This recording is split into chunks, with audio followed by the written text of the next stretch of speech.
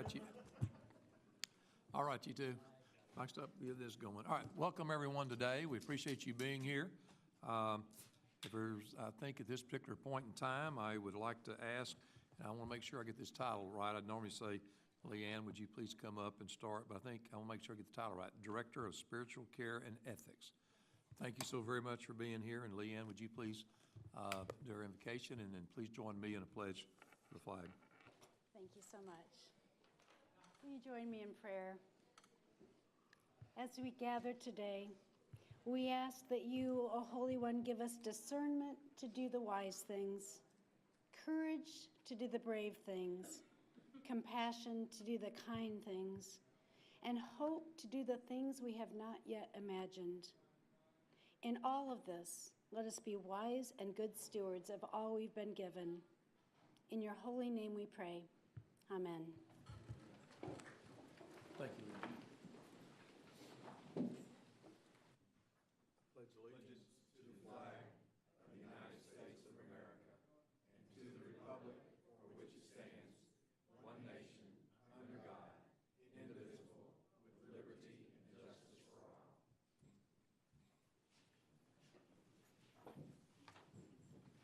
Robert, what do they call it? When warm gets here, we will. That's what I thought. All right. Leanne, again, thank you very much. I know she had to get back to something she was working on. Appreciate her being here. I'm told there's no citizens that signed in, so we'll move past that, which our next item of order, we're going to actually jump down to item number 5. And my comments will be brief because I think many of you know today is an important day as we look at the new budgeting process and some other things, exciting things that's going to be happening in the future of John Peter Smith. So I'll make my comments pretty short. I do want to say that as we look around this table today, many of us know that Reverend Emerson has been in the hospital. I was there with Gladys when he had his surgery a couple weeks ago. Spoke with him yesterday.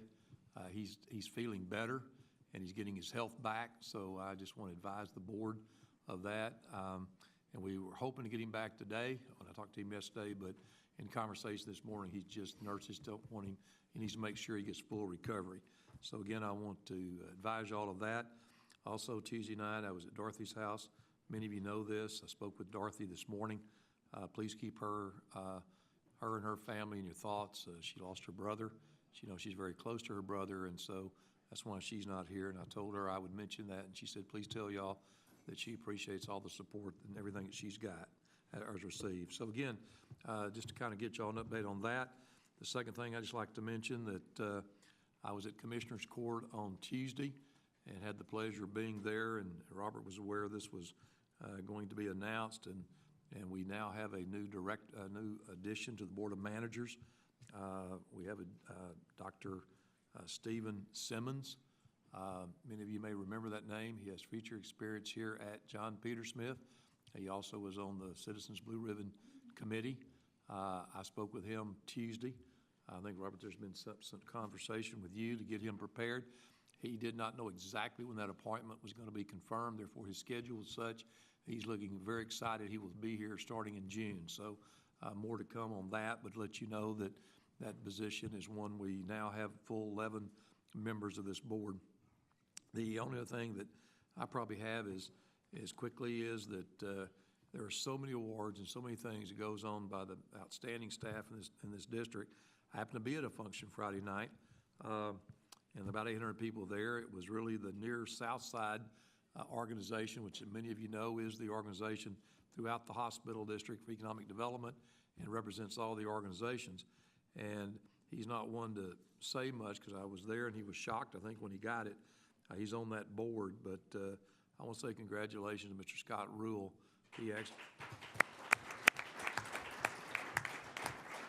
Scott actually won the most valuable partner, which is a big award because these partnerships between what's going on throughout this entire district. So, Scott, congratulations on that. There's no check, there's no anything else, but congratulations. And the last thing I would like to say, and I want to ask Robert for his comments, that I want to thank Mr. G.K. Manus, who's here today, the county administrator. I know we have staff from most of the commissioners' offices here, because we are going to go into budget discussions and some things here in a few moments. So I really appreciate y'all being here also. So, Robert, there being no additional, any comments you may have? You bet. Thank you, Mr. Chair. I want to give you guys an update. Every year we have the Gold Stethoscope Awards.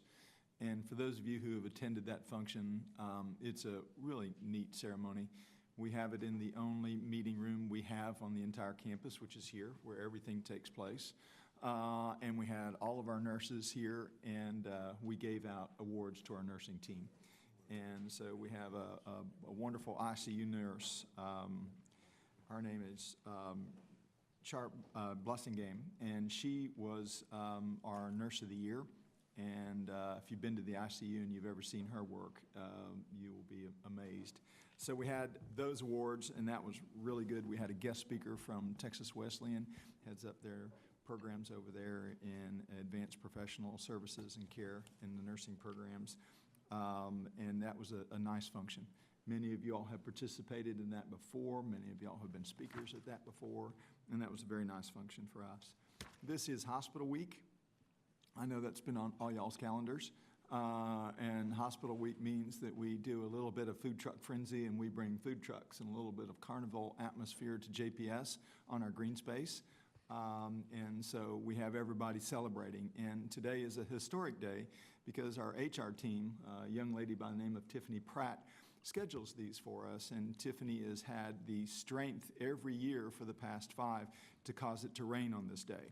And so she wanted to make sure that at 6 a.m. this morning, she sent me the forecast for Tarrant County, which called for no rain, and there is no rain, and it's a beautiful day.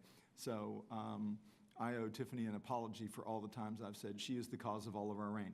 However, having her around in August might be good. We might troops her through and bring her out to a few farms. But that is going on, so if you see a great celebration taking place on our green space, we are celebrating life, and we are celebrating being a part of JPS and being a part of Hospital Week. We have been Survey City of lately. Everybody in town that wants to do a survey has come to JPS. One of our ones that we had was our Level 1 trauma survey, and our Level 1 trauma team did an excellent job. If you've ever met Carrie Hecht, you would not be surprised by the fact that we did an excellent job, but the survey team came in here and gave us high marks. We also had our AMI for our cardiology specialties and all of our programs there, and that Kathleen Whalen's efforts and that of Annie Goodrich was also made a big deal for us there, and it really came through with flying colors. So we've had a series of surveys. We've done exceptionally well on every one of them. We'll be happy to share with y'all the details of every one of those surveys and what some of their recommendations are, but all of those have gone really well for us. So really proud of the team and proud of all the work that they did. So, Mr. Chair, I know in light of the meeting and some of the other issues that we have, I'm going to forego any other comments that I've got, but we'll move on. Super. Robert, thank you very much. We do now have a quorum present, and so I would like to back up to item number 4. The minutes were provided previously to this meeting. If there's any questions or changes, please advise. If not, I'd entertain a motion. So moved. Have a motion by Mr. Fisher. A second by Mr. Petty. All those in favor say aye. Thank you very much. We're going to expedite a few quick things while we have the quorum present, and just so we'll have it. And Chet, I'd like for you, if there are any comments under item number 7, any comments from the medical executive staff at this time? Just one, Mr. Chair. It's in the background. Dr. Tim Kramer last year was elected as Vice President of Medical Staff and has decided, obviously, to the board's awareness, to take the role of CMO under Mr. Early's leadership, and wanted to make the board aware that we had the task of electing the new VP Medical Staff fell to MEC, and we had that election on Tuesday, and that'll be Dr. Cheryl Hurd. Okay. So Dr. Hurd will be taking on the role. You'll be seeing more of her. She's a psychiatrist here with Acclaim and with JPS, is a fantastic person, has had a ton of leadership development experience, and I think will be a welcome addition. Good. I look forward to congratulating her. Anything else? Chet, thank you so much. Is Ms. Rachel here, Diana? I know, yeah, here you come. Any update on Acclaim and Chuck, at the end of this, if you have anything else, if not, Diana, it's all yours. Sure, thank you. These month meetings don't give me too many updates, but I'm happy to report that we still continue to recruit strongly in all areas.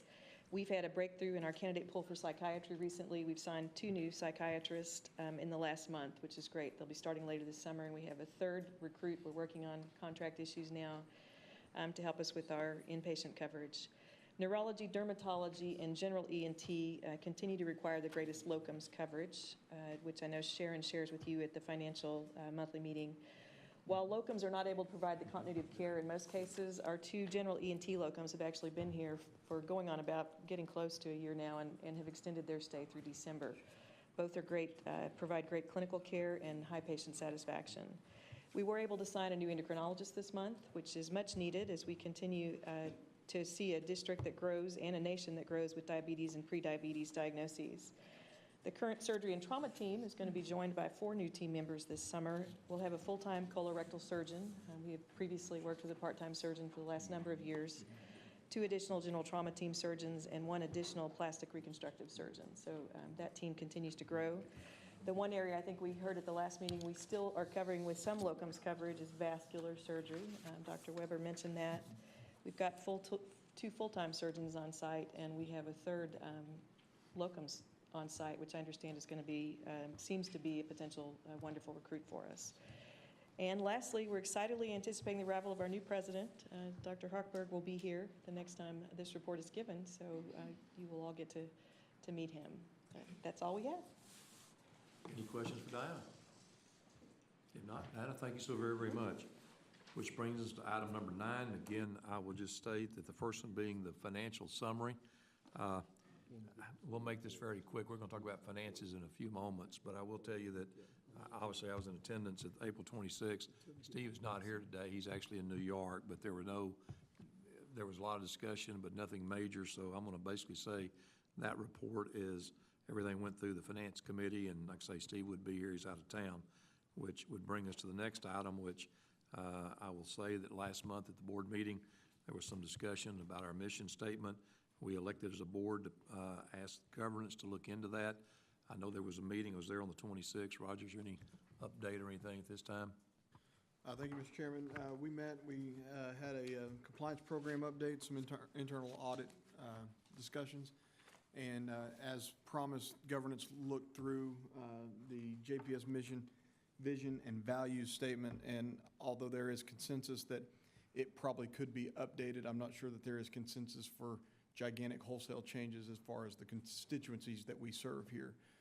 But that is something as we do strategic planning that we can look forward to maybe tweaking that a little bit, maybe bringing it up to date a little bit. So it still remains an item in governance at the current time? Yes.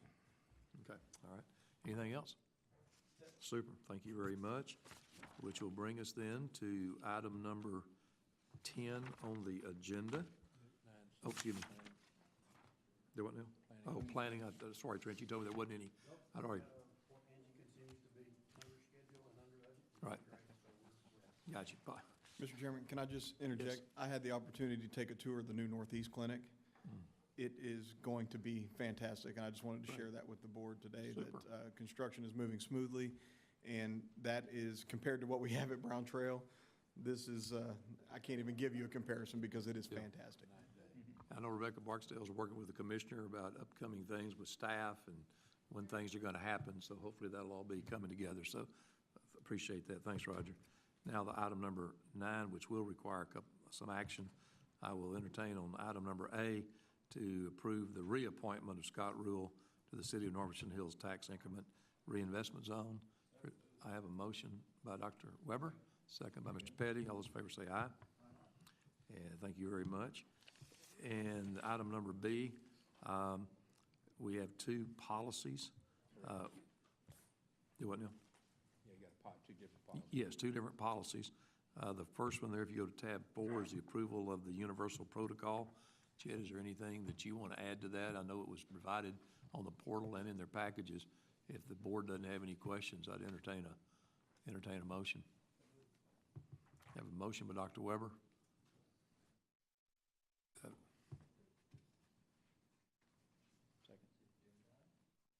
Have a second, I'm sorry, Rex, I didn't see a hand. Have a second by Dr. Hire. All those in favor say aye. Thank you very much. I know Wanda's making her way up here, so the next item, approval of provision of care scope of services. Ms. Peoples, Wanda, it's all yours. Thank you.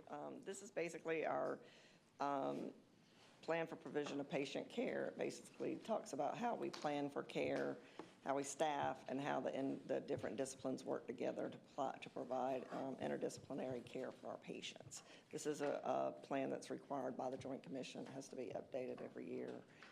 Therefore, I'm coming forward to ask your approval for this plan. Is there any discussion for Wanda in regards to this? If not, I entertain a motion.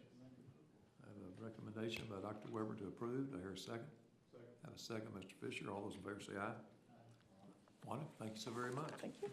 Which brings us to item number 11. I know all of you had previous time to see what was on the consent agenda. Again, certainly, I know we're trying to get to this, but if there's any questions, I don't want to rush anyone. If there's any questions about any of those, be glad to entertain those. If not, again, I know most of you had certain time to read them ahead of time. We'd be more than glad to entertain a motion. I have a motion by Mr. Petty, second by Dr. Weber. All those in favor say aye. Opposed, no. Thank you very much. And then I'm going to take the liberty, I guess at this particular time, Neil, do you want to do? Yeah, let me just mention one thing, the Mr. legal. Chairman, is under mine is the contracts for the month of March that were negotiated that were under 200,000 was 26, and those that were negotiated between 200 and 500 under the new policy were 3. And then all other contracts were over 500,000. Okay. All righty. Thank you, Mr. Adams. I think at this time, I'm going to ask the liberty of, with the board, to move item number 15, which is, my memory's correct, is the budget discussion. And again, I mentioned this earlier, GK, thank you for being here. I know we have representatives from all the commissioners, looks like here. See Jenny back there in the back. So at this particular point in time, I think, Robert, I would turn to you because we may have a closed session later, but I think with everyone here and based on their time schedule, I'd like to move to the budgeting at this point in time. Thank you, Mr. Chairman. Let me give you all in the audience and those watching live streaming a bit of an idea of the order and what we're going to try to accomplish by going through some of our budget issues. We had the opportunity a couple of months ago to present to Commissioner Wynn some of the questions and issues that he had raised regarding a claim. And since the claim is new, at least the formation of a single physician group, we wanted to go over and we met with the commissioner and his staff, both Mr. Norad and Mr. D.T. Wynn and Mr. Manias. And we talked about what a claim is, how its money is spent, why its money is spent, what it costs. And I think, and Jenny, I certainly don't mean to represent the commissioner in any form, but that meeting seemed to be a very positive meeting to give an insight as to what and how a claim deals with its budget and deals with the issues that we face. It also gave us an opportunity to look at where our physicians are in a comparative standard nationwide. That is a tip of our hat to you, Mr. Norad, because your question is, how do others compare? So we gave you a comparison to give you an idea of how JPS features in with others. So what we thought it might be helpful is if we, for the audience and for those watching, and even for those of you board members, is we're going to go through that first, and Diana Prachel is going to do that, and then after that, and she is done giving you an idea of a claim, we're going to give you basically a snapshot.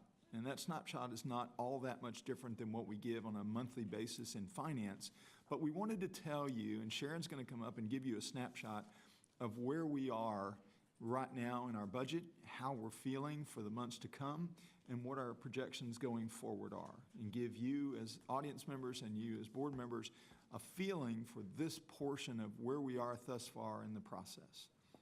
The third part of this budget orientation is to deal with the possibilities of what would happen or what could happen should a bond election be called. And what we did in that regard is there really is only one potential number that we know at this point, and that would, if you added up what was called for in the Blue Ribbon Committee, and you looked at that number and you said, if everything that was recommended by the Blue Ribbon Committee was put into place, what would that cost be? And if that were the cost, and if there were a bond election called for, what would JPS need to come up with on a monthly basis to make sure? It's almost like buying a car, okay? If you're gonna go buy the car, you may like the car, but when you start looking at your monthly payments, let's analyze that. So the purpose of today is to analyze what those payments might be. The purpose of today is not to go with a large strategic plan that says we'll make the following additions and subtractions and all, because we don't really know what's going to happen at this point. So until a number figure is looked upon, or the fact that there wouldn't be a bond election, we're just in a place right now of saying the only document that is out there that's been discussed at length is the Blue Ribbon Committee. And if everything were put and implemented, and if there were a bond passed or put up and then passed, this is what JPS would need to look for in dealing with its monthly payments. The reason we think that's helpful for y'all is this is not a one-time meeting and a one-time discussion. We would then come back as staff with you all's counsel and suggest some of those decisions that would be made. Decisions about operations, decisions about what we want to do and how we want to do it, if that's the case. Then the last thing we want to talk about, and Bill's going to come up and talk about that and talk about some of the aspects of the bond through operations, and the 7.5 years that we've been studying this and looking at this, what is the culmination of some of that work and some of those activities? And so the last part that what we would want to talk about is we would talk about the future fund and the money that we have and what we would like to do. And we're going to go through a bit of a description, as we have with y'all, about the Ambulatory Surgery Center and about the Cancer Center. Both are recommendations coming out of the Blue Ribbon Committee. But what we might do, aside from a bond or not a bond, what would we do and what are our needs right now, particularly addressing the Blue Ribbon Committee and monies that we might have on hand. So we will all know what JPS potentially can provide or not provide to an effort such as this. So I wanted to go through that and give you an idea of this outline. I wanted to do my best in a 4.5-minute description to set the expectations, because this is not a meeting to sit and go over every aspect of every detail, because quite frankly, that is unfair to you as a board, because we don't know exactly what those will all be. So I guess Diana and Sharon will come up and we'll start with the claim, and we'll go through there and go through that process.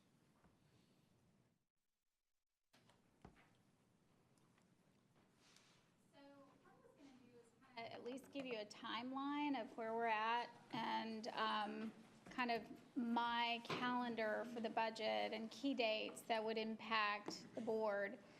Obviously today we're just introducing some of the challenges that we've got facing us this year.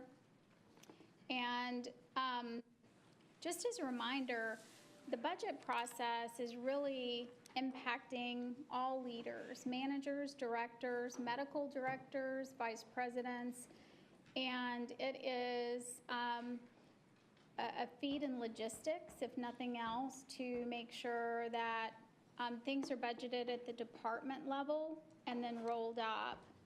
So in the month of June, for about 2 weeks, our frontline leaders will be working on their department budgets, and we'll get that back towards the end of June.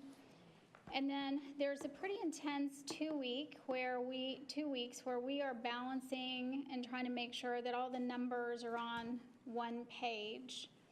And the real fun starts after we see kind of where that preliminary budget puts us.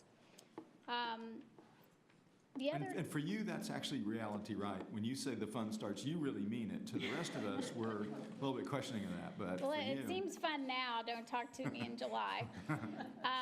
But, you know, July 24th is a key date for us as well, because that's when the county is able to certify the tax rolls. And that tells us where, you know, about 40% of our revenue will be landing for the year. So there's a very intense process between July 24th and when you see the budget as proposed on August 9th. We have about a week and a half to coordinate, and then we go in front of the Commissioners Court to present your proposed budget to them. And I have the opportunity to give them a fairly detailed 10 to 15 minute presentation on our 19 budget. And they have questions, and it's usually a very good meeting. And then our budget is not really finalized until mid-September by the Commissioners Court. And then that's when we begin our new fiscal year, and it all starts over in about 6 months. But this is a very intensive process. I do want to stress that almost every person in this organization is involved in creation of their departmental budget and then putting together our capital and strategy. Sharon, if you don't mind, and GK, Mr. Manius, this will be a shout out to you, because the August 21st, and you and I spoke about this, and we're not trying to dictate our schedules to you, but here's the challenge, and that is due to me.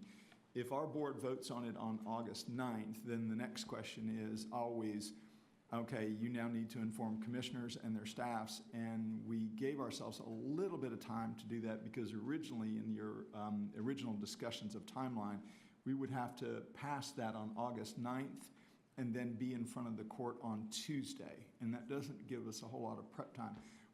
Sharon is not responsible for in any way changing your agenda. I am, so don't give her those eyes. Look at me. So what I'm trying to do is give a little bit of time. If that doesn't work, that's okay. We just wanted the ability to go meet with individual commissioners in their offices, kind of go over everything, and then come before the court on the 21st. If that doesn't work, then we'll deal with it best, and we can communicate that between y'all. But that's the conversation that you and I had earlier. We'll work with you on that. Good. Okay. Could you come to the microphone, please? And say, I'm just kidding. No. Yeah. We'll work with you.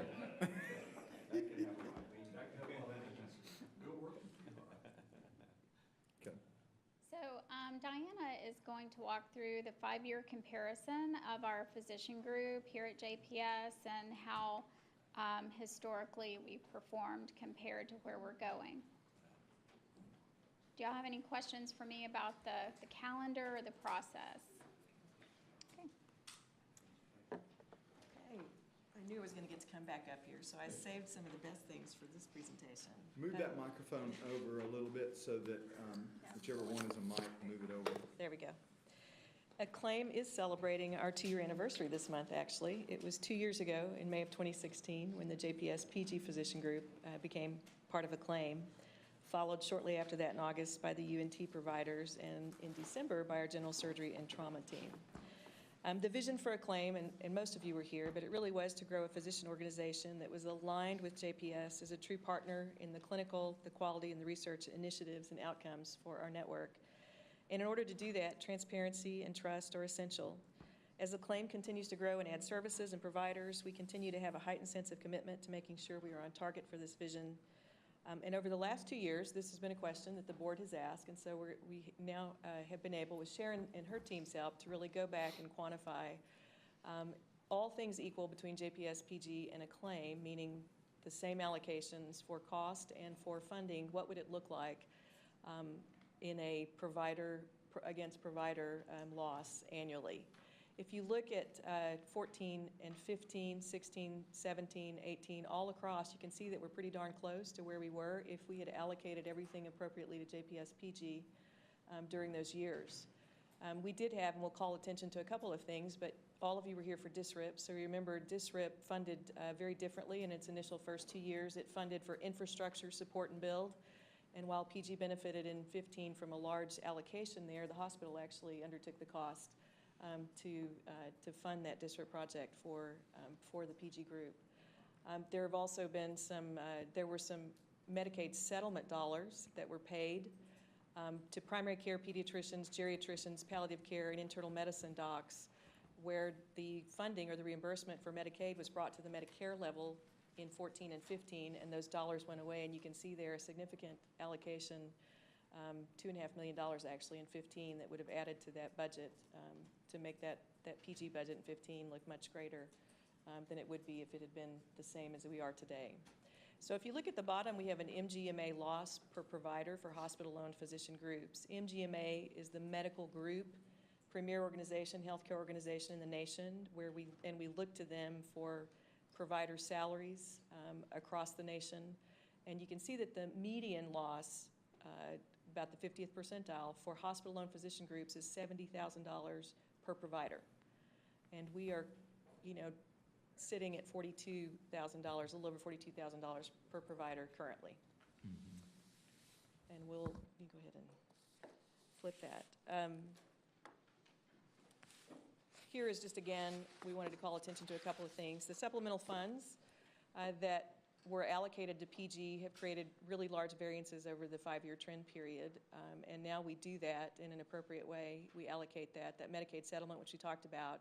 We also didn't allocate fully expenses to JPS from the health system.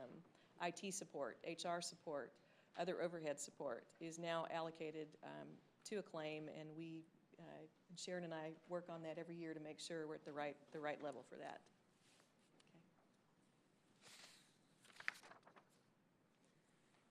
As we look at other financial drivers for hospital-owned physician groups, we are challenged a bit with the payer mix. It's a bit challenging. Connection, self-pay, and Medicaid are our top payers for our physician group. Our patients have very challenging socioeconomic issues that include really lack of familial support, lack of transportation, lack of funds for needed medications at times that would keep them healthier, lack of healthy food. Those are just a few of the things that our patients struggle with. So many of our physicians, aside from providing regular consults and visits, are also doing a fair amount of care coordination.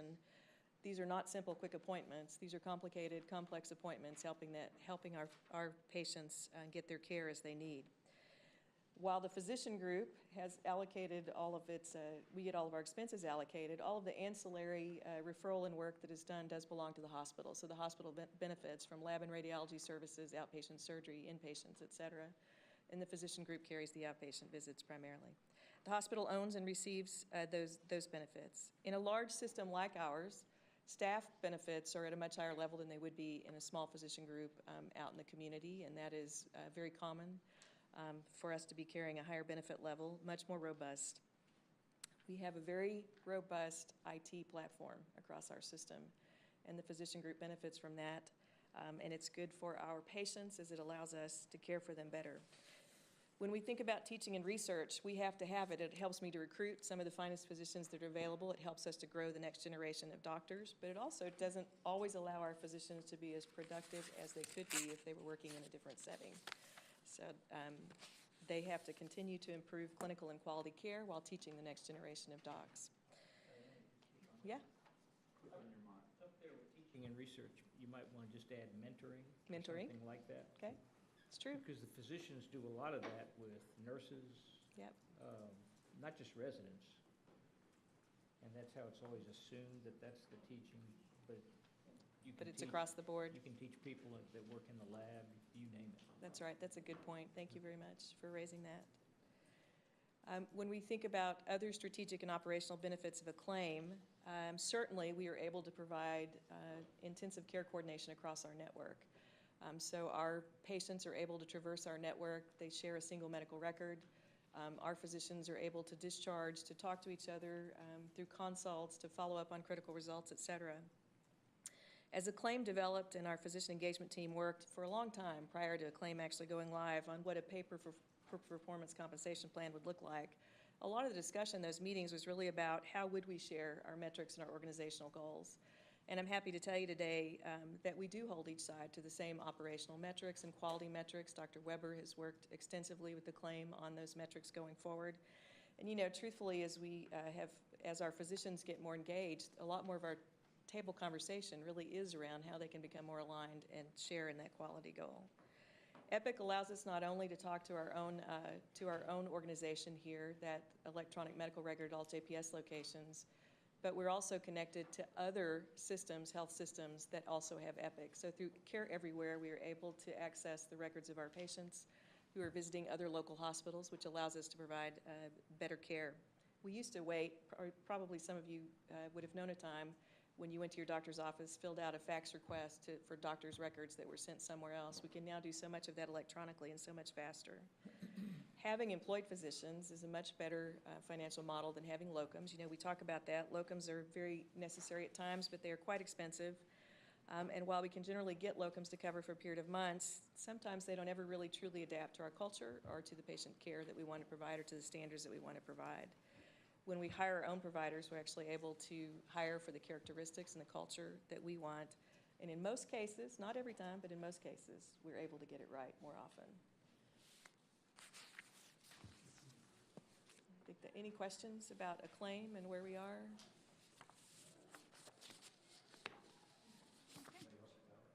I do have another one that you could add to your presentation is with the large group of physicians, nurse practitioners, physician assistants, et cetera, you have.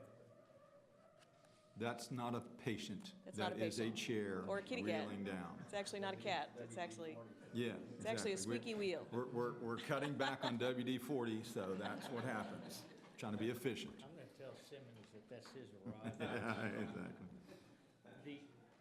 With the large group, you have a much greater opportunity to try and control costs within the.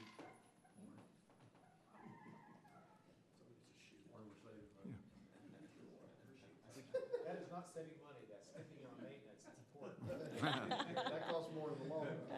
This is a perfect example of saving pennies, saving dollars by making sure we load. There you go. Okay, that's it. Done. I think the other Yes? thing to note in this report is you all know that when we created a claim, one of the main goals was to make an alignment. You had 19 different physician contracts with 19 different sets of basic guidelines and 19 different metrics. And as I told y'all on numerous occasions, each time was a negotiation with each physician group, and each physician group would add some nuance to their contract. So we had a lot of different contracts with a lot of different levels, which caused lack of efficiency and lack of direction for JPS. That alignment that Dr. Weber has worked on and that alignment that Diana and team have done so exceptionally well and James Johnson worked so hard to do is part of the pillars of why that group was even formed. And that's important. The other thing is we are showing you numbers that have always been part of JPS PG. They just weren't reported in the same manner. So those numbers are going to look a little different. Those federal funds just went to JPS PG and everybody said, well, they're doing great. But you got to understand that that money all comes from the same pot. And that is an important point. And the other aspect is the MGMA average median at what physician groups are like. So those are takeaways for y'all that we hope are helpful. We hope that a better understanding of a claim is something that y'all will find valuable because it is a portion of our budget, but it is a small portion of our budget, but it is a great deal of discussion. So we're happy to give you all the insights we can possibly give into how it operates, why it operates, and what it's trying to do. But thus far, it's been effective at what we're trying to do to create better care for our patients. I have one more comment for you. This doesn't have to do with cost. Maybe it does in some form or fashion. But being a member of a large group and having the colleagues, for example, in my department who have surgery, it can markedly decrease the amount of stress and work that you have to do when you're here. And what that translates to is A, less burnout, but B, a better home life. And I would strongly encourage any physician listening to me is take care of your home life first, and you'll be a good doctor. But that's one of the hidden benefits that nobody talks about of a large group. So that's it.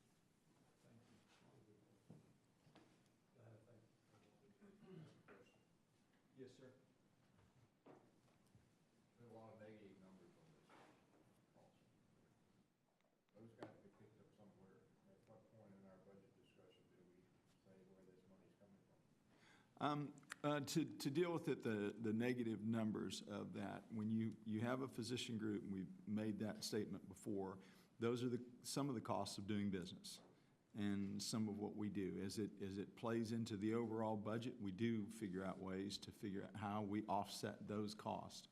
But to run a physician group, some of those costs are going to be inherent in the group, as you will know with groups you've been a part of and how they deal with that. Sharon, you may want to elaborate, or Dinah, you may want to elaborate on the actual aspects of dealing with that, but your point's well taken.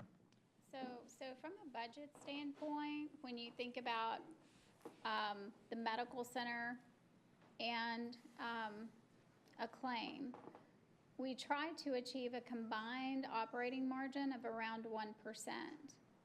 So when you look at both facilities together, you would have a positive margin.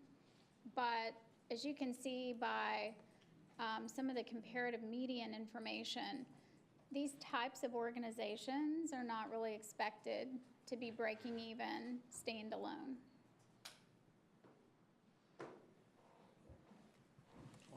Sharon, I want to make a comment to that too. It's easy to look at that and just see a negative number, but you also have to look at this, okay, what if JPS didn't operate a physician group?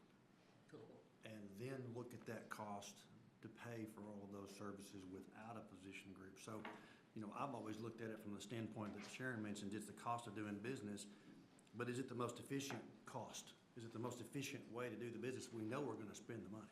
The question is this methodology cheaper than the methodology of going out there and just spreading this all over the county trying to find doctors to do this job? And that would probably be, I don't know, I won't put a number on it, but a great deal more expensive than doing it this way. Correct. So just as a balance. Good point. So each month I talk to you guys about where we are at compared to our budget, and this is our 2018 budget column. So far, year to date, if you remember my report from March, our deficit to our budget is about $1.8 million, and there are several reasons for that. We spent about $1 million on the Joint Commission readiness as we move through that process the first 6 months of the year. We've also had some higher health insurance come through for our labor force, and there were some contract labor overages that were spent in the first 6 months that we really don't expect to reoccur in the later 6 months because a lot of those positions have been permanently filled. So what I've tried to do here is show you our budget that was approved was about $4.2 million for the 12 months.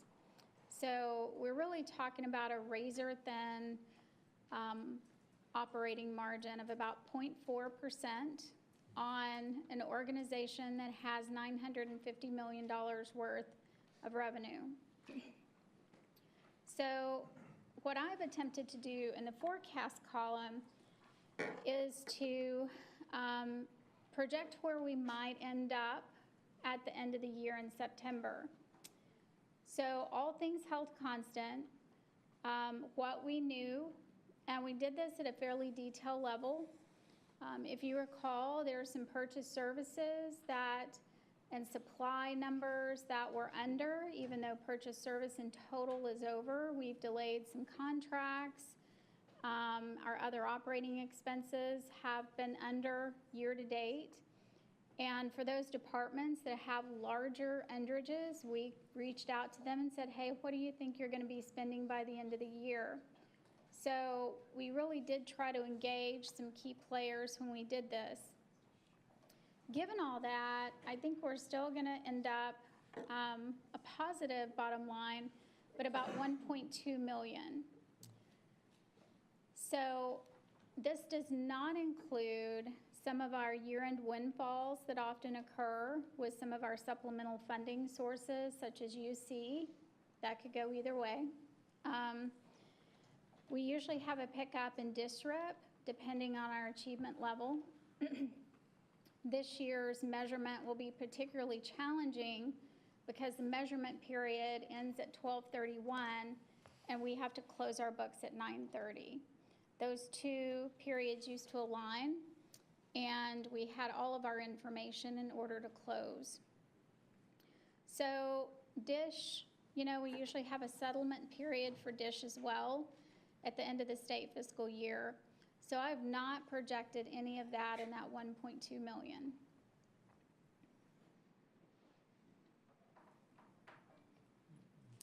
And I will point out this large variance here for net patient service revenue and in purchase service is really due to the changes in the way that we IGT for our county partners.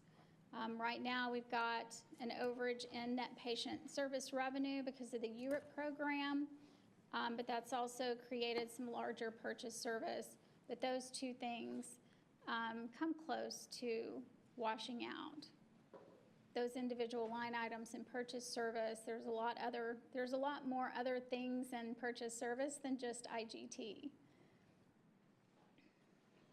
Sharon, the other items that you have in the budget for the 4.1 million, are the district and those other, what you call them, windfalls or whatever, are they in the budget, or So are we they do. included in that 4.1 So million it could be a budget number? windfall, it could go the other way. Right. The last couple of years, it's not, it's actually been a cost at the last minute to our bottom line.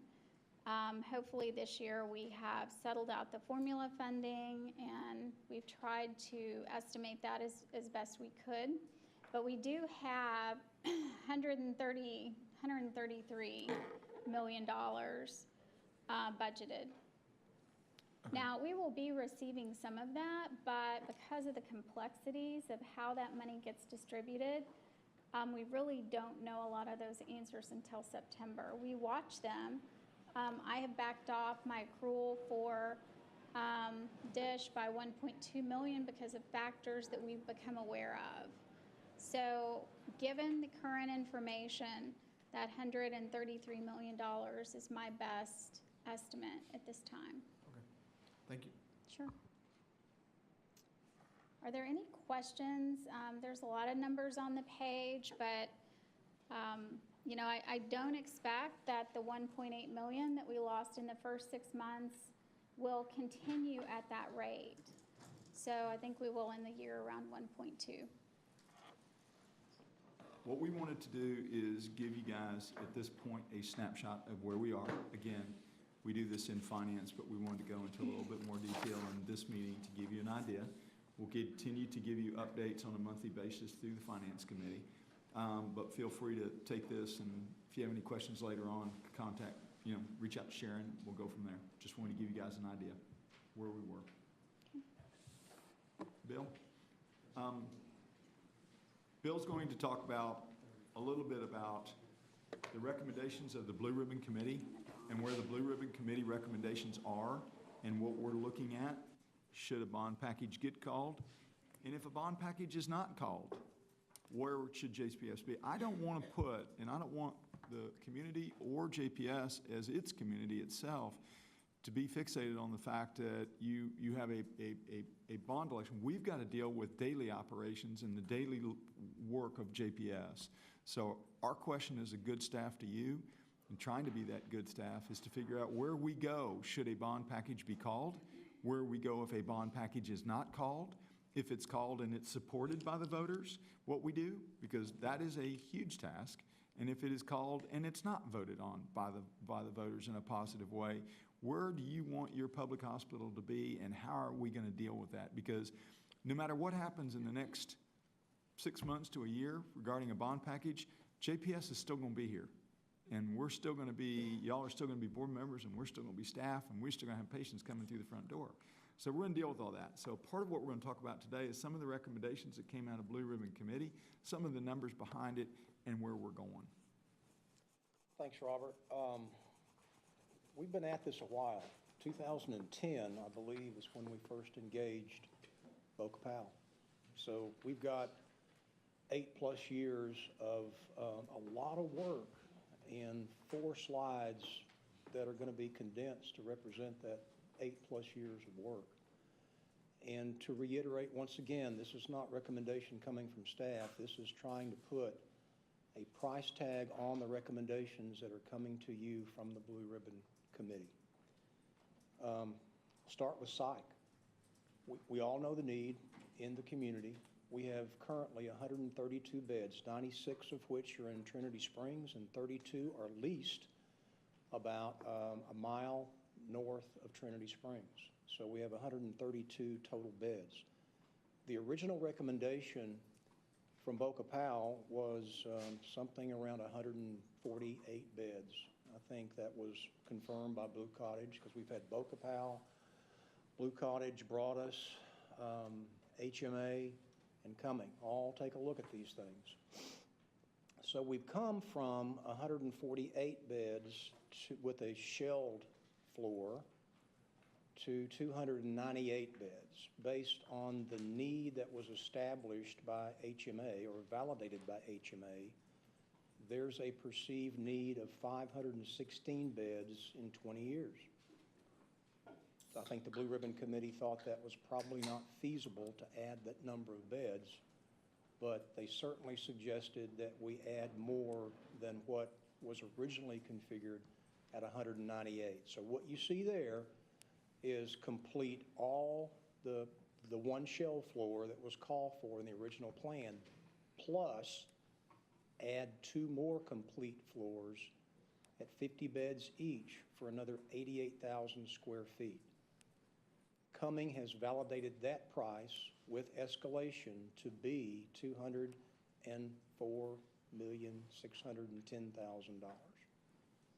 for 298 beds. Remember, 516 is what they perceive to be the bed need for us in 2037. That's a complete design cost, That's all in. engineering, It's all in. furniture, fixture, equipment? All in. Everything. Yes, sir. All in.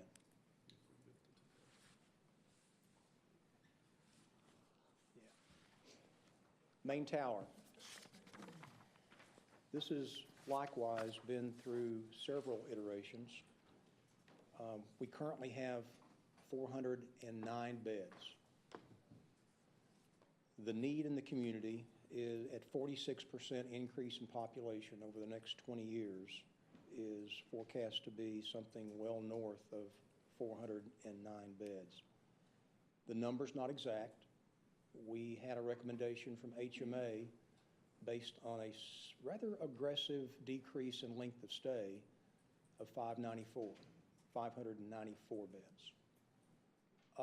The way the building's designed is that each floor would accommodate 60 beds.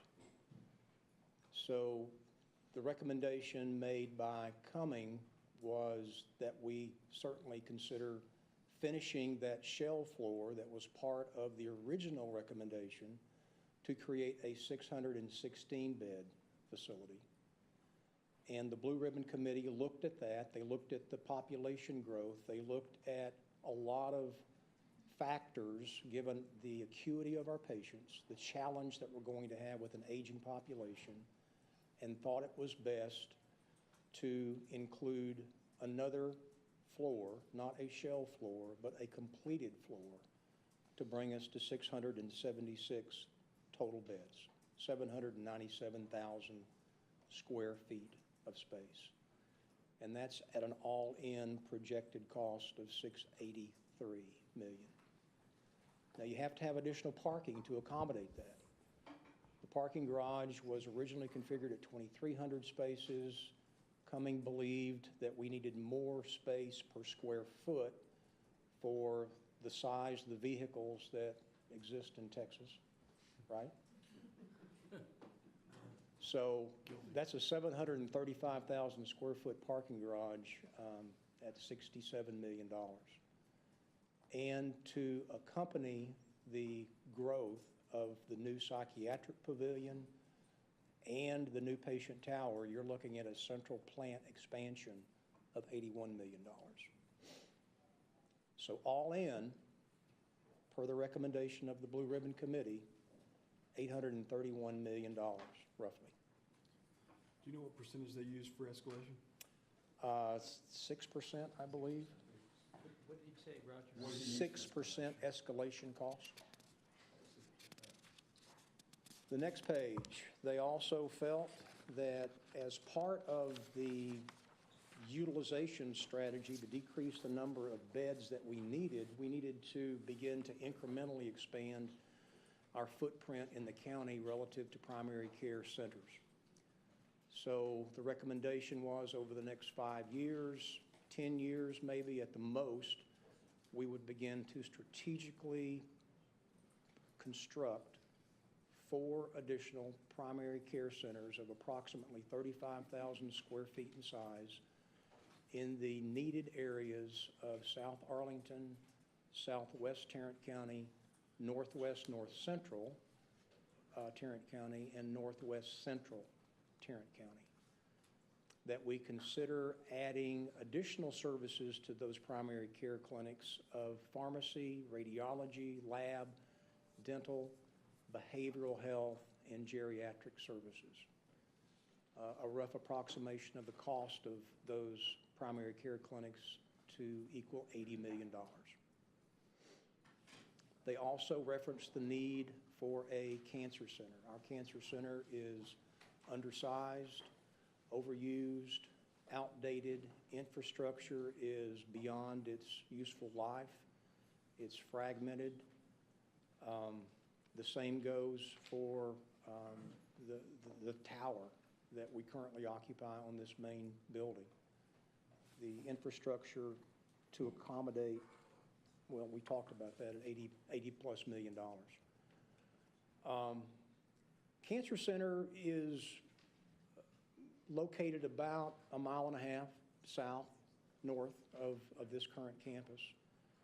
It has served a wonderful purpose for the patients that we care for, but we only have space to accommodate 1 linear accelerator.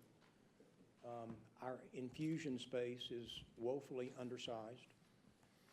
And we all have talked about the need to develop a new cancer center that was in closer proximity, if not at least somewhere else in somewhat close proximity to our main campus. Doesn't have to be contiguous, doesn't have to be connected. But that price came in at $30 million to build a new 40,000 square foot cancer center, which would accommodate the projected increase volume that we anticipate over the next few years. Ambulatory surgery center, we've certainly talked around that before in board meetings and finance meetings and planning meetings. 60% of what we do in our current main OR across the street is outpatient surgery. We have an outpatient surgery center in Arlington. That was originally a hospital. We converted that to ambulatory surgery several years ago. Most of the surgeries, almost 80% of the surgeries done at that facility today are from patients outside Arlington zip codes. 93% of the surgeons who perform surgery at that center perform surgery here as well. So we have talked about the need to develop that on our campus, but the original projection for the cost of that new surgery center physically attached to our existing infrastructure would be close to $60 million. So when you add all of those components together, you come up with $1,205 million. That represents the recommendations from the Citizens Blue Ribbon Committee, priced and validated by Cumming and Percival Health Advisors.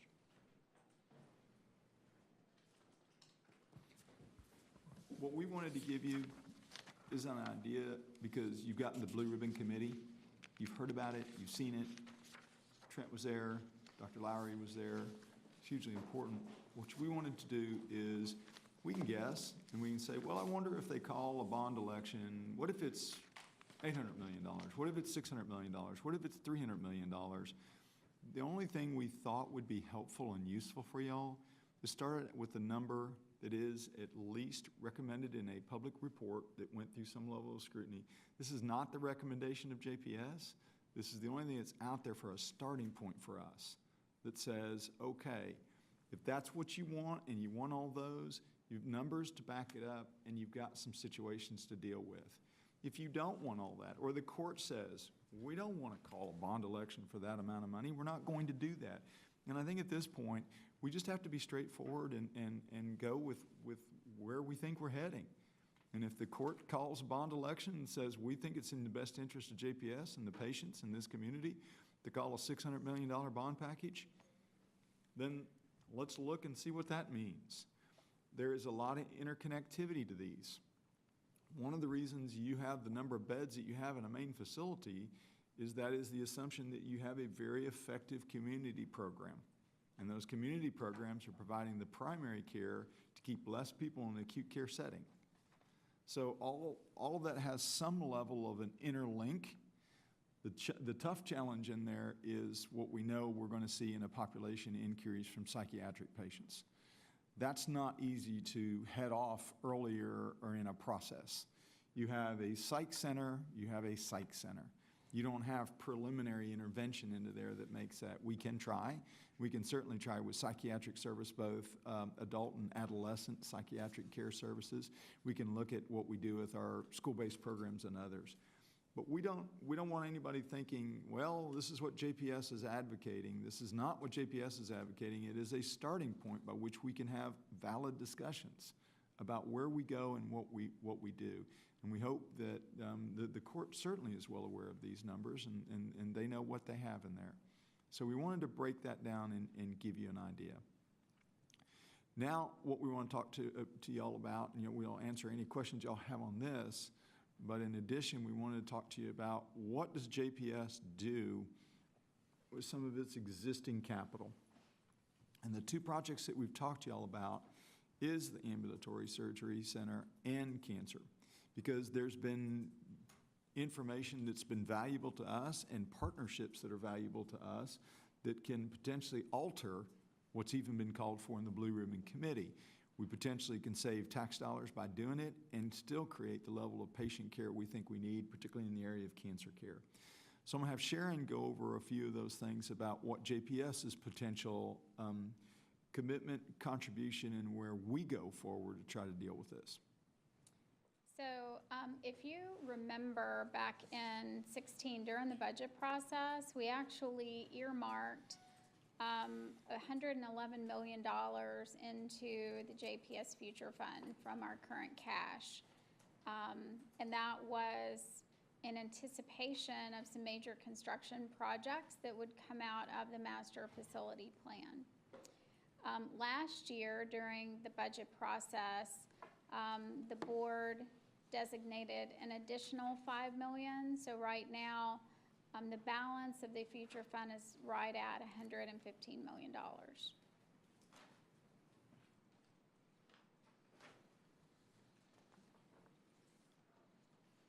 One of the things that we want to bring to y'all's attention, out of those funds, we feel that going forward, a thing that could help JPS significantly is ambulatory surgery care. Bill talked about the surgery center and being part of the situation of having to decompress that and how you effectively decompress it.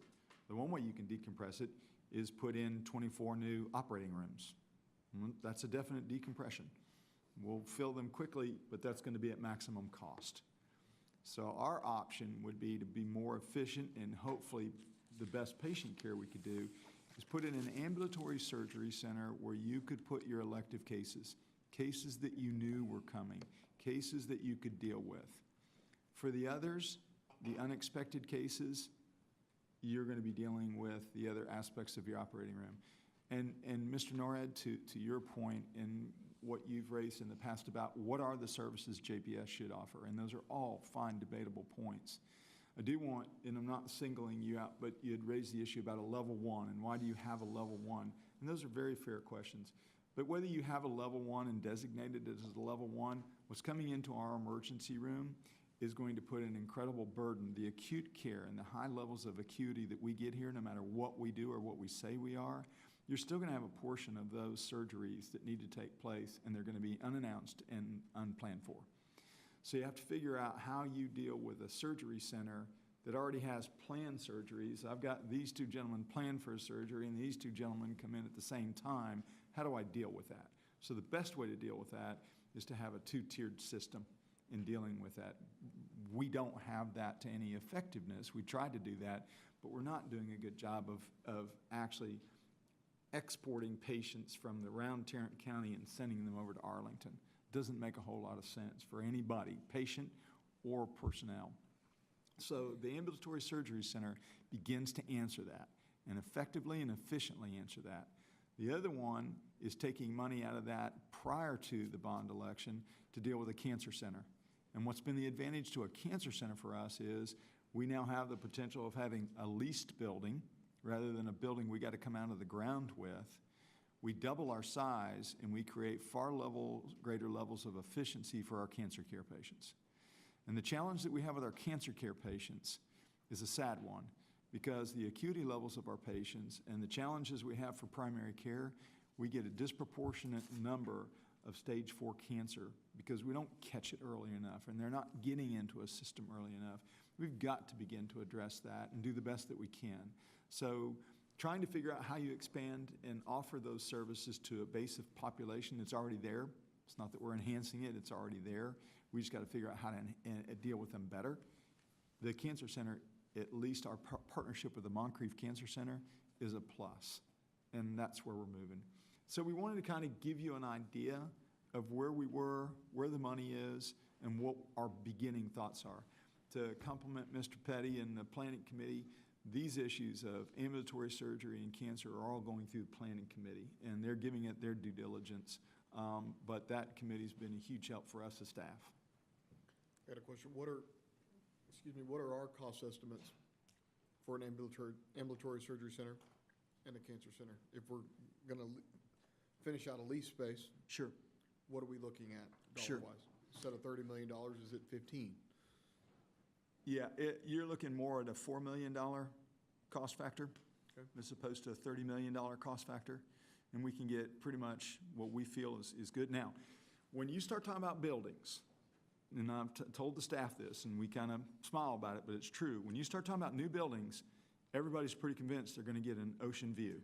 And the challenge is we don't really have an ocean in Tarrant County. And secondly, not everybody's going to get an ocean view. So we feel that if we did this, we could take a facility that is not far from here at all and right next to Baylor on 8th Street. We could have a really viable cancer care center for our patients and at significant less cost. And double the square footage. Ambulatory surgery, Bill, you and Scott are probably going to have to jog my brain. I mean, the sky's the limit, but if you want to add space for proceduralist clinics, which we do, we want to vacate this building and move over there. We're going to have to add parking, so there's 2 additional floors to a parking garage. You're looking anywhere from $70 to $90 million. Now, to remind you, and I know you know this, Roger, but to remind the audience members and those listening, JPS has its ambulatory care facility, or people that are in ambulatory distress, on our 2nd floor. I do think that's a capital S stupid, and I think we probably ought to look at other ways to do that. And we could look at making that a much more efficient system by which you had parking at the same level and people could come directly across, other than the challenges they face here. Plus, as you well know, and I know the first time I gave Mr. Manius a tour of this, it's eye-opening to unfortunately go down a hallway and see patients waiting in hallways for rooms that are far too small to be dealing with the patient base we have. It's just, that's a population issue. That's not a, we want to look good, we want to be better.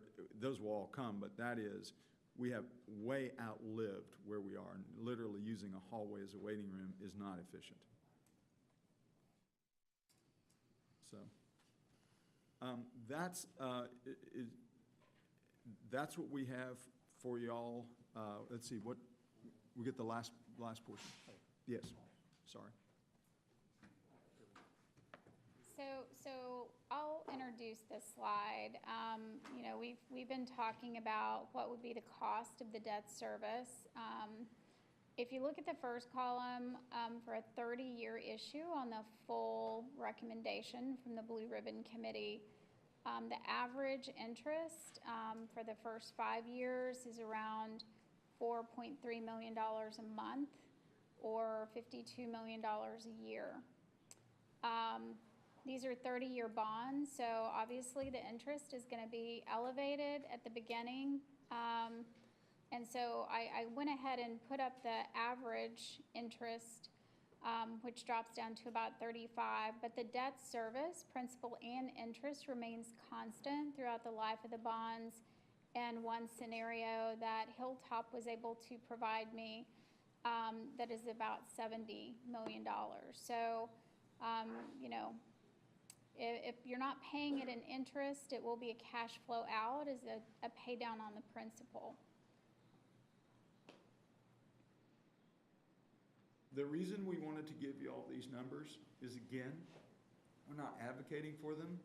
We're just suggesting if a bond is called and if it's for everything that's in the Blue Ribbon Committee, that puts in perspective what that monthly payment is. That is y'all's prerogative as a board to debate.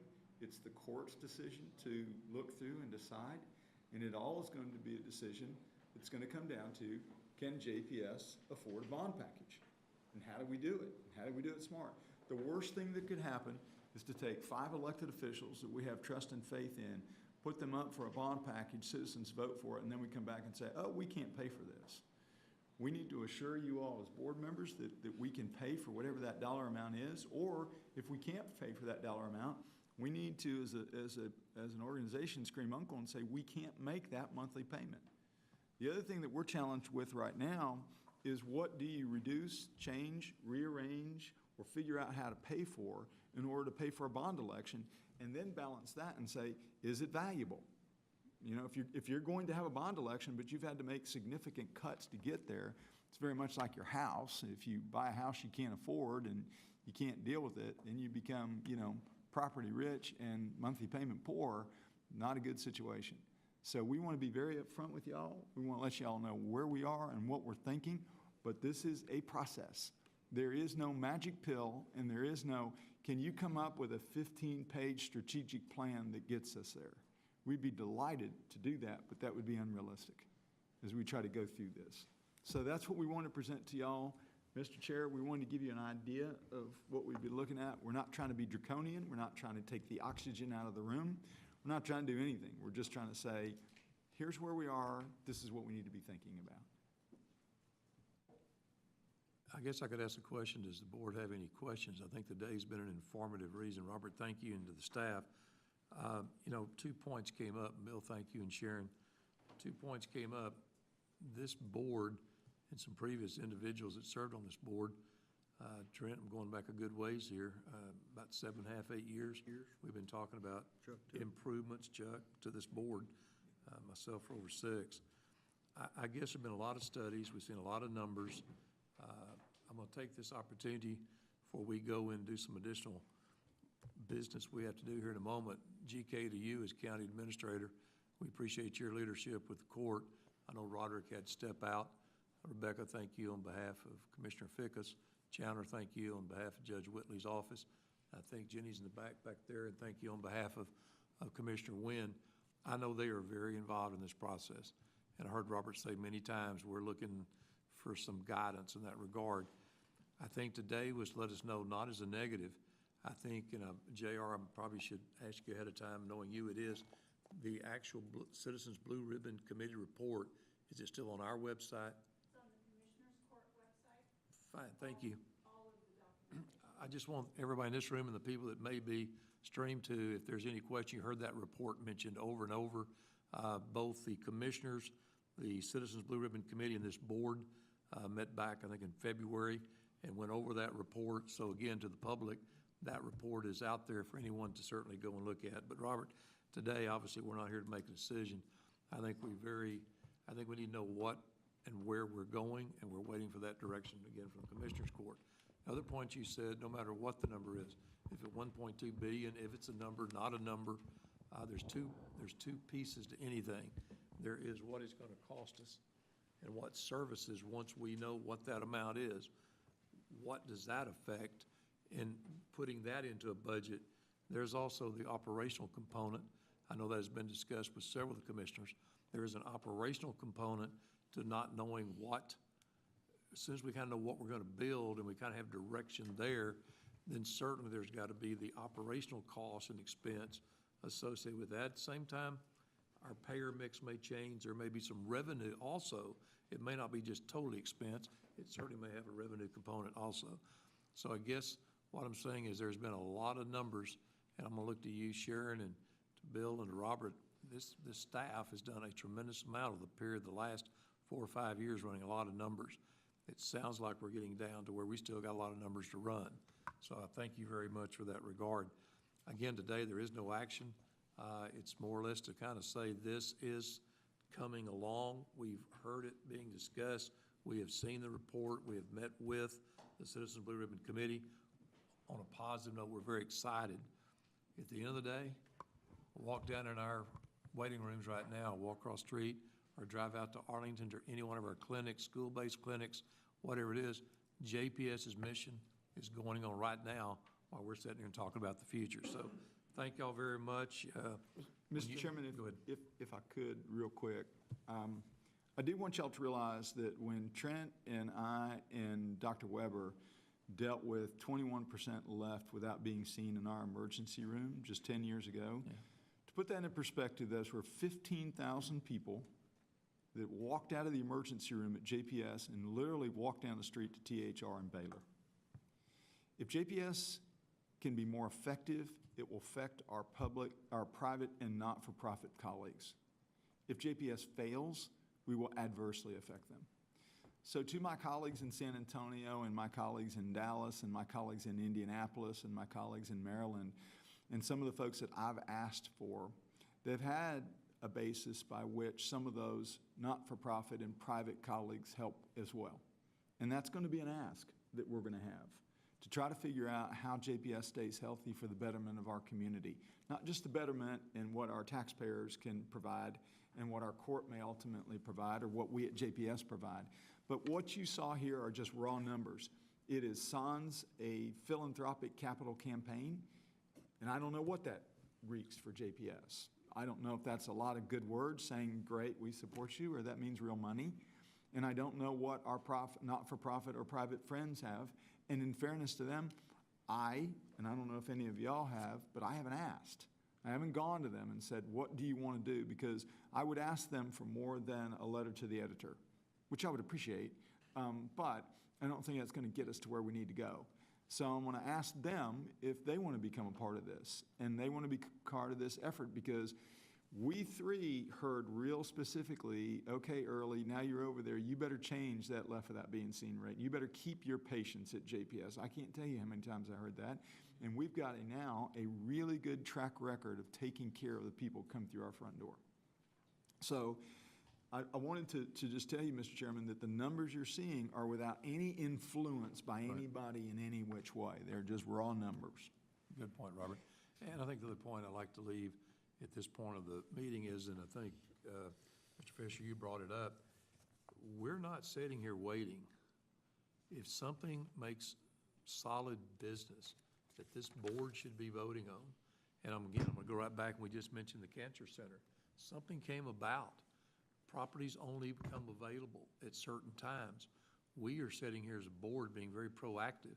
If there's an opportunity that comes along, and we have a need, and we can address it, then we will bring that to the board. And Trent knows that's now back in planning where it should be, and when that committee gets through with it, it'll certainly come back before this full board. I think we can talk all day about the ambulatory surgical center. That's been a need discussion we've had by this board for many times. So again, thank y'all very much.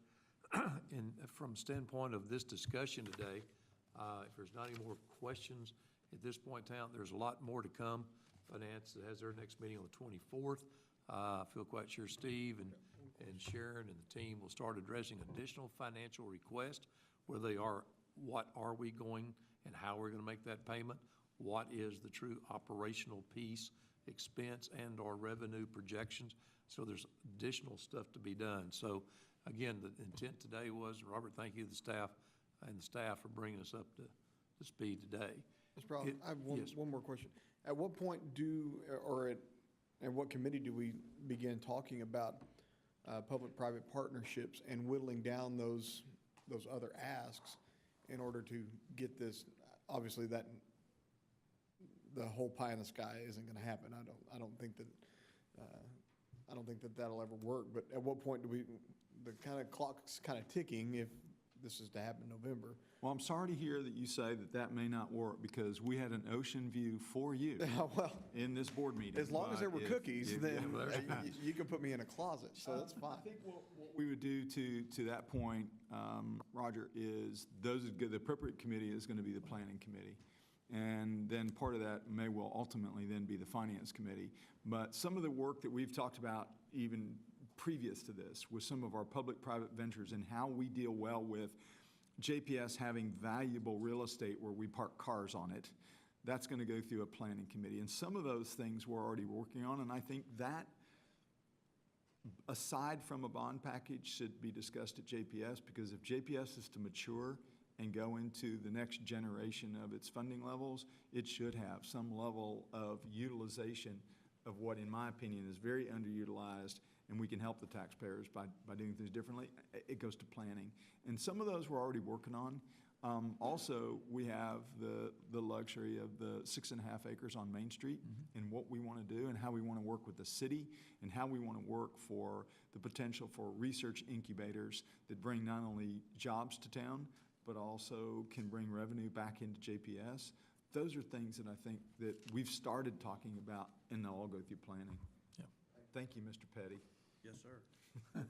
Yeah, I'm trying to get ready. And Roger, as you know, there has been some initial discussion about private-public partnerships already in planning. There also, if you recall, at the joint meeting of the Commissioners Court and the committee, I think it was Judge Whitley even mentioned there might be potential opportunities for public.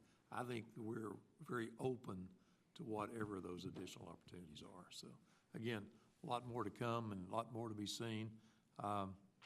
Yes, Warren. Couple of questions. As I was looking through my little book, need to help me make sure I got my assumptions right. What we assume is, for our planning purposes, is that we want to go from providing 26% of the need to 50% over the next 20 years. Is that right? Based on the Blue Ribbon Committee. Yes. Based Yes. on 250% of federal property level. Is that right? That was Blue Ribbon Committees. Right. Well, that's what Right. we're talking about, the numbers, Yes. right? And then, so we want to increase that, so we're going to double that. And that's in 20 years. And I'm just asking the question, if I were to try to figure out just a rule of thumb to make things easier, because at heart, I'm still an engineer. I like rules of thumb. If I've got 100 square foot of hospital, what's my operational costs? Or 1,000 square feet, or whatever it is. There's got to be some kind of rule of thumb. We're talking about adding beds and adding square feet to the area. There's going to be operational costs. So even if we have the money to build it, we then have to put people in it that take care of the people that need the help. Because that's what we're here to do, right? Just help the people. So I'd like to know what just any kind of number that we could at least poke at and say, this is right, this is wrong, this is something, for what this does to our budget when we do these kinds of things. And I think that speaks to a little bit of my point earlier, because some of that's going to be a factor if ultimately there is a view. Let's assume, for the debate of this right now, the court says we want to have a bond package and we're going to put it up for the voters for this November, and it's going to be X amount. That may mean that plan right there calls for a 25% reduction in community clinics, or it may call for a reduction in the tower, or it may call for a reduction in behavioral health. It's hard to give you an operational answer to that. You can say that now, but those are going to be factors, because if we do less at the community side, then you have to adjust something over here, and there's a significant difference between having somebody here and somebody out in a clinic and what that means. So I think what you have to get to, your need to have that answer is a good one. we need some kind of direction from a staff standpoint to know what is it that we're looking at so that we can put those operational aspects behind it. We can dazzle you with a bunch of numbers, and we've got them. They've all been collected previous to this, and we'll give those to you. But if you want to get real specific, if you said, look, we want a bond package and we want it to be X amount, and we want you to include an emphasis on community clinics, okay, great. We can tell you what that operational cost is for 4 of them or 3 of them, and we can tell you the impact to downtown here.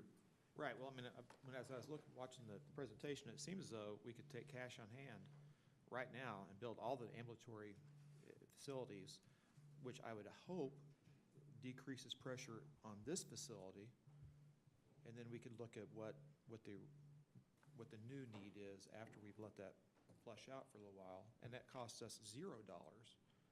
And then on top of that, I know that, if I remember correctly, the difference in budget just from property tax increase and keeping the tax rate the same, I want to say it was, what, $50 million between this year and last year. Does that cover the expenses of the ambulatory facilities so that we don't have to worry about, we can expect that that's going to be covered by increased taxes coming in naturally?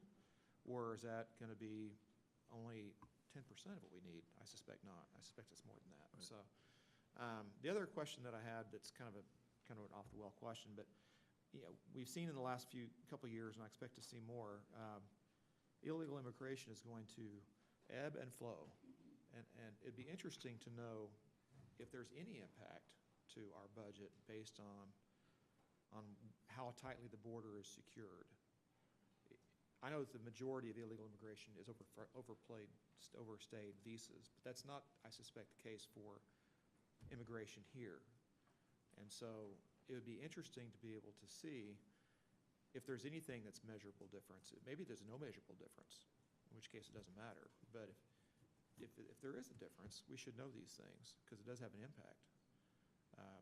As I understand it, we deliver about 4,000 babies a year here, many of them to illegal immigrants. And so if we have a tighter border, does that make a difference? People talk about this all the time. Sure. But it does eventually hit policy. I'm assuming there's no information like that at all available. Well, I think when the federal government decides what it wants to do to deal with that issue, and when they come up with specific plans, whatever that might be, and then those are implemented and we kind of see. But I think your answers to those are going to be projected, which is going to be an interesting number on because that is such a political question. Those numbers I'm going to argue to you are going to be on both sides of that spectrum, and they're probably going to be a bit jaded. People talk about fewer people coming over the border just because we had a new president who had a certain rhetorical flair for addressing that issue in a certain way, which had an impact, supposedly, on the actual people coming across. And so I'd be interested in seeing if do we even collect the information so that we could do that data? Well, you're going to know that information from to some extent what's coming in possibly to an emergency room, and we'll try to get that, or try to have that. But I think the issue that we're going to have, and I'm speaking anecdotally because I can't go to the exact numbers right now in this debate, but I don't think we've seen any decrease based on any individual's rhetoric on this. Yeah. I'm quoting you. I'm not giving anybody rhetoric. Right. I'm just saying the rhetoric that's been put on that issue hasn't meant any difference to us. So that there is a strong number that says the rhetoric of those in elected office have really curbed those coming illegally into the nation. It hasn't had an impact to us, and I know it hasn't had much of an impact to the other public hospitals that I communicate with. Well, the numbers they talk about changes are pretty small, right? And so the question is these small numbers having any measurable impact on the demand on our system? Right. Sure, and I don't mind exploring that. I would tell you that of all the numbers that are up there and all the numbers you could have picked, that may be the most elusive, but we'll certainly do whatever we can. But I would think that it's an easy number to track. Either people come in and they have a U.S. ID or they don't, right? I think it'd probably be pretty easy to figure out X number of dollars are expended by this facility on U.S. citizens, and then there's X number that we don't know, and that don't know can be probably assumed to be not U.S. citizen more often than not. It'd be for all the numbers we track, that seems like that'd be a useful number to track. We're not in Kansas, we're in Texas, so knowing that demand is helpful. Anything else? That's it. You know, Warren, last month you were an attorney. This month you tell me you're an engineer. I know you're both. So anyway, just so you'll As a know. good attorney, I'm whatever I need to be, you know, as No, time being. we had this But I still discussion think last, like an we had this engineer. discussion last month when you said, well, I'm an attorney. Well, today you said, I'm an engineer. I know you're both, so Still think like an points, engineer. point- yeah, points well made, Warren. I think the one issue, I want to go back and we'll end on this, if there's any more discussion, is that there is still a lot of operational impact, whether it's assumptions on what we're doing, size, what we're building, how we're using the future fund. I think all that still is in the mixing bowl, Robert. Yeah, but there are some from the get- things, but I mean, there- I'll just say but this, there's some things, go ahead. There's some things that are really obvious. The ambulatory clinics in the area, if we're going to do anything, that seems fairly obvious. But when you start, it doesn't matter what happens 20 years from now. That's a reconfiguration that should kind of be occurring now. But we're talking about building buildings and making plans for a bunch of assumptions, and they're like assumptions on top of assumptions on top of assumptions to get us to the point where we're talking about building for what we're going to need in some theoretical world for a theoretical need in 20 years from now. I'd much rather deal with what I know right now. What I know right now is it'd be better to have a clinic closer to my house than farther away from my house. Correct. Right? So. Or something like the cancer. Something closer. Or something like the cancer center kind of comes up, becomes available. I think we have to move on that. Points well made. Like I say, a lot more numbers to come. And again, the operational pieces, we've heard that loud and clear, not only here from this board, but from the Commissioners Court also. So, Theoretically speaking, Warren, we may have a clinic close to you. So theoretically, it might work out. Let's not say that for another day. Yeah, so's assumptions. Anyway, any other questions? Dr. Schroeder, you had your hand up. Do you have anything? You're, all right, great. Then, is there any other discussion at this point in time on what we've presented? I will say that we are going to have to go to closed session for one meeting for the board. We did move item up number 15. I do appreciate, again, the commissioners and their staff, GK, being here. We know we've kept you off for some other stuff. Everyone is certainly willing to leave. I don't think there's going to be much business after, there'll be none that I can think of after closed session. So, And Mr. Chairman, let me also, for the audience sake and for live streaming, this was just one day in this. I don't want y'all to think this is some budget retreat that never gets visited again. There's a lot of issues here to Warren's questions and comments that we had and others that y'all may have. There's an operational aspect to this. There's changes that need to take place in this. This is an ongoing process. We wanted to give you an idea of what the situation was today. okay.